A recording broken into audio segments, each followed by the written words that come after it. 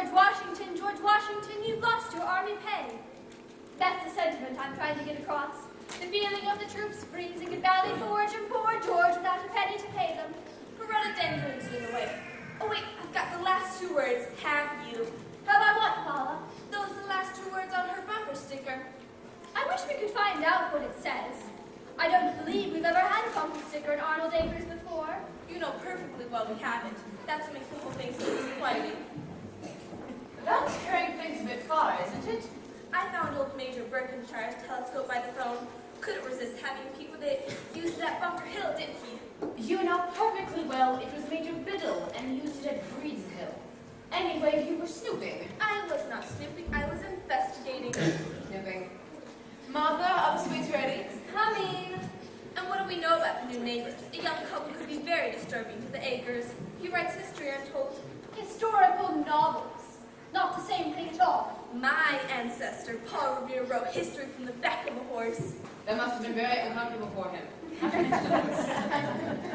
Martha! There we go. I baked 2 kinds, coconut shredded almond nibble. We must remember, it's the second car that has the bumper sticker. Mr. Parrish saw it dash by his Yule jumbo shop. He was stunned. It's a little foreign car, I'm told. And, as our late President George Washington said, avoid foreign entanglements. We've never had a little foreign car in Arnold Acres before. Nasty things. George says... Our George, dear. No, not that George. Not Washington. My George. My husband. Oh, him. Anyway, my George says that when you leave those little foreign cars unattended, they crawl away. He doesn't believe they can be trusted. Ladies, a few words before our guest arrives. For the first time in over 2 decades, a new family has moved into the Acres. Mr. and Mrs. Kiefer. Yes, Martha, Mr. and Mrs. Kiefer. The question is, will they fit in? If we could find out what that bumper sticker says, we would know what sort of people they are. Since Mr. Kiefer drives a big car, and Mrs. Kiefer seldom leaves the house in the little foreign car, there is nothing left to do but to plot to maneuver. Ladies, we are, in a sense, about to cross the Delaware. Crossing the Delaware! Crossing the Delaware! Oh, what joy in crossing the Delaware! I believe I can do something with that. Oh, I beg your pardon. While the miniature vehicle is parked outside, you, Paula, will slip out and read the bumper sticker. Then you'll know where we are. Well, we already know that. We're here in your house for tea. Don't you remember? You invited us. I sometimes think you're a descendant of Mad Anthony Wayne. I'm glad my George isn't here. And so am I. And so is George, probably. But that doesn't issue at hand. What issue is that, dear? The bumper sticker! Well, couldn't we just ask her what it says? Certainly not. Then she'd know we were Snooping. I was going to say inquisitive. Inquisitive for the sake of Arnold Acres and all that it stands for. Here, here! You understand your mission? My only regrets that I have but one bumper sticker to read for Arnold Acres. Well put. That must be she. Remember, caution. If she is a promising resident for the Acres, we don't want to offend her. And if she isn't? The bumper sticker will decide. Those sticker things can be frightening. Only yesterday, my George saw one that said, Herman Melville eats whale blubber. Melville! Our Melville! I don't believe it! Oh, blubber reminds me. I'm going to tell you about the Eskimos. George says that the Eskimos... Ladies? Ah, Mrs. Kiefer, how nice of you to come. Kind of you to invite me. The others are here to meet you. No trouble parking, we hope. Bertha! Remember, caution. Mrs. Paul Revere Chatsworth III. Don't be afraid, Mrs. Keeper, to comment on the resemblance. I take this flattering. Resemblance? Doesn't the name give you a hint? Chatsworth? No, think a bit harder. Revere. Paul Revere. Here, I'll give you a hint. Giddy up there, boy. Giddy up. Faster, faster. Giddy up. Now, whom does that remind you of? Ben Cartwright. You're not related to... Indeed I am. Everyone says I have a touch of his chin, a part of his nose, and all of his teeth. Living history.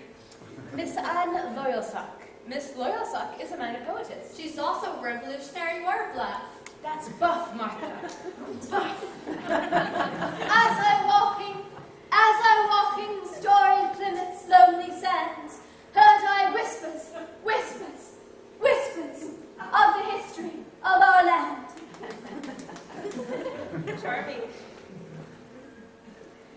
This is Mrs. Thornhill. Oh, I've left my apron on. Whatever will you think of me? I was baking 2 kinds. 2 kinds. Coconut shredded almond nibble. The recipe came from the hands of Martha Washington herself. I don't mean she handed it to me personally. I mean she wrote it down. On paper. We know what you mean, Martha. Please, Mrs. Keeper, sit in this chair. It's over 200 years young. A sense of tradition. Not like this foam rubber one hears so much about. I've always felt there's something rather spiteful about foam rubber. Martha, would you be kind enough to put the kettle on? Is it difficult to get parts out of a little car in your garage? Martha! We had hoped Dolly Madison Biddle V would be with us. Unfortunately, last night she left an open can of Rico tuna on the drain, and this morning Cornwallis ate it. I hope the boy is all right. Cornwallis is Dolly's prized Persian. His ancestor caught wrecks on the Mayflower. Some of the passengers caught worse than that, if we can believe the ship's log. Tea will be served shortly. Jasmine, orange pico, or some bran that comes in a disgusting pouch. Bag. I beg your pardon? You always say pouch, Lydia. It's called a tea bag. Mrs. Keeper, we wanted to tea for a number of reasons. First of all, we hope you're comfortable in your new home. And we hope that your motives in purchasing your house from Mr. Pierce, our realtor for Arnold Acres, were properly inspired. Motives? There's never been a little foreign automobile in the acres until you and your husband arrived. We love this countryside. Is there anything like New England in autumn? Autumn in New England. You must forgive me, Mrs. Keeper. That's what comes of having a bent in one's literary mind. Or crack? Ladies, whatever Mrs. Keeper think. Your husband writes, I understand. He's working on a new book at the moment. What is it called? Exploring and Exploding the Myths of Colonial New England. What's this? Well, at the moment he's working on Arnold Acres. That would come under the heading of exploring rather than exploding. What a man that was! General Osgood Perkins Arnold, hero of the Battle of Nantucket Nook. 'Twas he who penned not far from this very spot. But not to trust in foreign phrase, but keep the trust with Yankee ways, and serve but Massachusetts maize. What's maize? Corn. Not just any corn, Mrs. Keeper, Indian corn. That's what I meant. I didn't mean to offend you, Miss Boilsock. That's oil sock. You must remember, anyone who chooses to live here at Arnold Acres, well, it's taken for granted that he has an ancestor who served with General Washington. Knitted with Betsy Ross. Or dumped tea in Boston Harbor. Do you have such an ancestor, dear? No. Oh, Let's not become hysterical. Obviously, Mr. and Mrs. Keeper share our love of the past. We're interested in the past, naturally. Especially my husband. You mean you couldn't love Arnold Acres? I don't really know. We haven't been here that long. If your feelings are so indifferent, then why did you purchase that fine old colonial house? The price was right. I beg your pardon? We could afford it. We liked the location. Are we to understand that economics persuaded you to purchase a house here in Arnold Acres? We certainly considered the price. Of course, the house is terribly run down. Antiquated. nothing in Arnold Acres is antiquated. That's a matter of opinion. I think what you meant to say was traditional. Traditional or not, I'm ripping out all the rotted wood and replacing it with oak. Rotted wood. In this community. What you meant to say is... Mrs. Thornhill, what I meant to say is just what I said. I appeal to your sense of patriotism. That wood was there when the hero of Nantucket Nook, with musket and powder, ruined the Hessians at Bailey's Bend.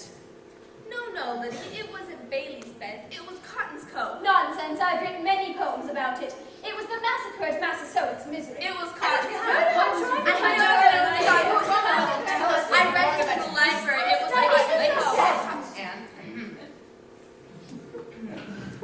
You must understand, that wood was there during our Revolutionary War. The termites, too. There are no termites in In Arnold Acres. I know. And even if there are termites, they're probably direct descendants of the first pests who settled in this country. Sit down, Bob. We can't be too careful about who comes here. The wrong sort of people could ruin everything we've sought to preserve. There was a drama department from some university. They wanted to open a summer theater. We put a stop to that. And you'll notice that all of our roads are dirt. One can almost hear the marching feet of the boys from Lexington to Concord. Except the boys from Lexington and Concord never marched this way. It's one of the myths my husband's book will explode. It can't be true. I'm afraid it is, and documented by Harvard University. But I've written so many good poems about those lads marching with Osgood Arnold. It's worse than the Eskimos. What on earth are you talking about? George, my George, not our George, says that the Eskimos are already in Alaska. We may be invaded at any moment. My George is interested in current events. You're quite right, Lydia, about knowing one's neighbors. If one doesn't, why, Eskimos might march right in. It's frightening. Mrs. Thornhill, where do you think Eskimos come from? Why, Eskimo land. Everybody knows that. Martha Thornhill, you ought to be preserved in a bottle. You're an idiot. I'm an idiot. You see, she admits it.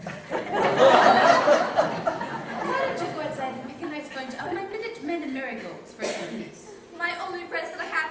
But We understand that, Paula. Do go along. You know, I've been as anxious to meet you ladies as you've been to meet me. Indeed. When I heard that you had inquired at the library about what books I checked out, I thought, how interesting. We obviously share an interest in literature. And when Mr. Pierce said that your George asked about my husband's work and salary, I'll go see if the water's ready for the tea. or those rare moments when I see Mrs. Revere Chatsworth III peeking at my house through a telescope. Major Biddle's telescope. Breeds Hill, you know. I'm afraid we've made a terrible impression. It's because of Osgood's memory, I suspect. He influences everything we do. Try not to think too badly of us.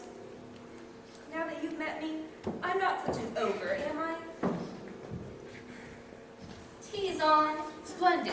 I think we could all use a cup. She walked over. You mean we won't be able to trade the bumper sticker? This is one of the strangest teas I've never had. Please don't go. We're all a little ashamed. You are really rather pleasant. You invited me here for one reason, to read a bumper sticker. And what did you expect to find? A clue to what sort of people you were. Why didn't you ring our doorbell and find out? Things aren't done that way in Arnold's Acres. I realize you're a bit clannish. We've even been described in some circles as A bit odd. I mean, even for New England. Mr. Pierce, this should make it difficult for everyone. You won't have decent roads, and for a reason that isn't even historically accurate. You stop a summer theater from coming in, forgetting that General Washington and his wife liked their colonial theater very much. And I'm afraid you're all in for a terrible shock. What? Arnold Acres is not named for Osgood Arnold. It's named for a different Arnold. if it wasn't named for Osgood Arnold, the hero of Nantucket Nook. But what Arnold was his name? The Arnold who originally owned and farmed the land, long before Osgood came to live here. oh my, you told me not him. Yes, Benedict. Verified and documented by Harvard University. What will happen when the news gets out? Nothing that you don't permit to happen. You all think you're a bit better, not because of what you are or what you do, which might have some merit, but because of what someone else was or did. Ladies, why do you think the Revolutionary War was fought? Freedom. Liberty. Freedom to have a little foreign car. We can't answer you. The liberty to have a bumper sticker if one chooses.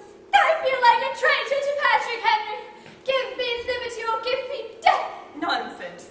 You're traitors to common sense, perhaps. That's all. You've been so wrapped up in the past, you've forgotten about the future. Let's go into the kitchen and devour all of Lydia's tea. What? Your favorite chair, for example. It doesn't give one a sense of tradition. It gives one a backache. Foolish old wigs we've been. Always takes a shuffling one face to face with reality. What Ben must think of us, I really don't know. Ben, Franklin. I have it. Why don't we invite those college students back? They could open their season with some historical American play. I think George would like that. What's the matter, Lydia? You look pale. I suppose the chorus would all have bumper stickers. since you're so interested in what my bumper sticker says, I'll tell you.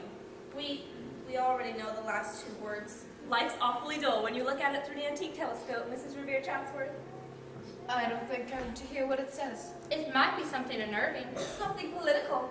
Even radical. It says, I've been to Disneyland. Have you?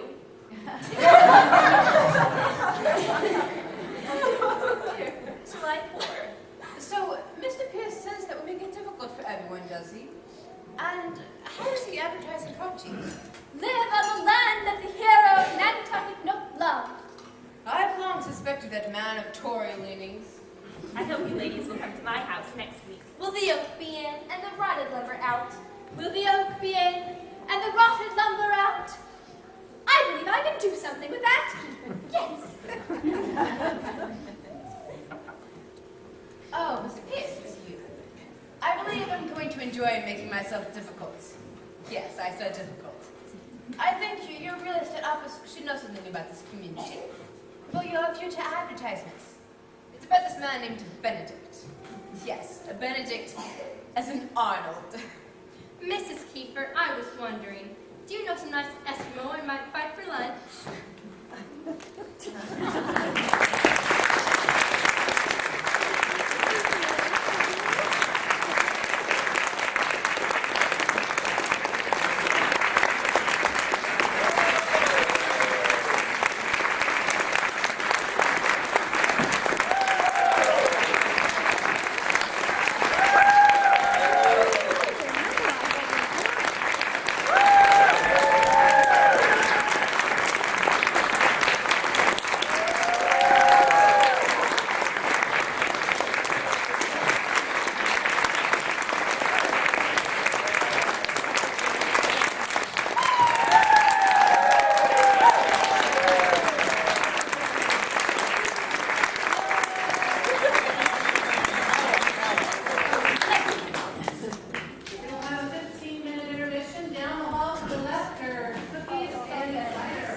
Okay, let's go have some cider, Gil.